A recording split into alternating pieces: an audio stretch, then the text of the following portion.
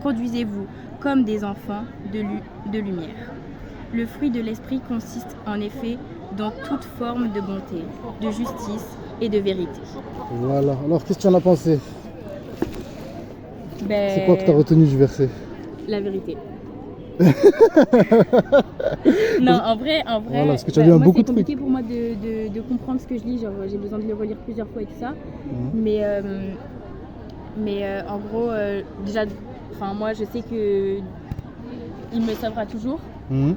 Enfin, tant que tu as la volonté, il t'aidera, je le sais. Okay. Et oui, c'est vrai que être méchant et avoir des paroles grossières, etc., ça... Parce que voilà, c'est ça, et c'est exactement ça. Parce qu'en tant qu'enfant de Dieu, on se doit, tu vois, d'imiter notre parent, tu vois. Donc on doit être gentil, pur.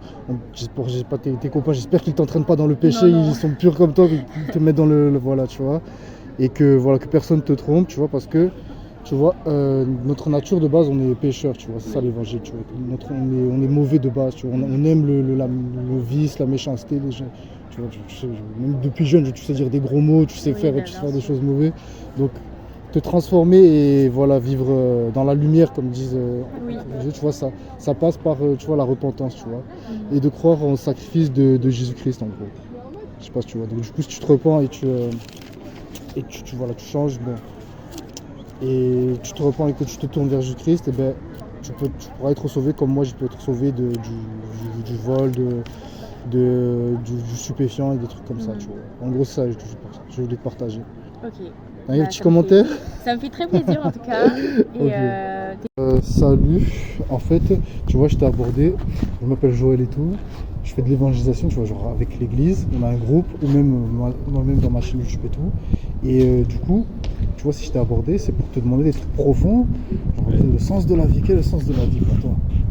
Pourquoi on est ici? Qu'est-ce qu'on fait là? Sens de la vie.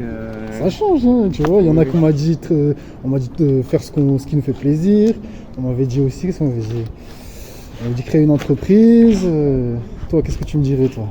Moi, je pense que la vie, c'est un ensemble de devoirs, de choses qu'on doit faire. C'est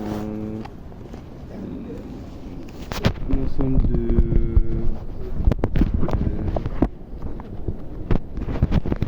ça prendrait des heures. T'as pas une réponse rapide? Ouais, réponse rapide, c'est compliqué. Okay. Parce qu'en fait, je venais de débattre avec quelqu'un pendant 1 heure, et lui, il me disait, c'est d'avoir un but, de trouver quelque chose à accomplir, ou quelque chose comme ça. C'est là que je lui ai dit, mais qu'est-ce qui se passe quand tu ne réussis pas ce but? Est-ce que tu te détruis? Est-ce que c'est le but qui te maintenait en vie? Qu'est-ce qui se passe après si tu n'arrives pas à l'accomplir? Ah oui, je vois. Non, par exemple, toi, tu ne voulais pas être militaire. Oui. Si tu n'arrives pas, qu'est-ce que tu vas faire? Bah non, c'est sûr que ça me ferait du mal, parce que évidemment c'est un but, c'est pourquoi je fais ce que je fais aujourd'hui.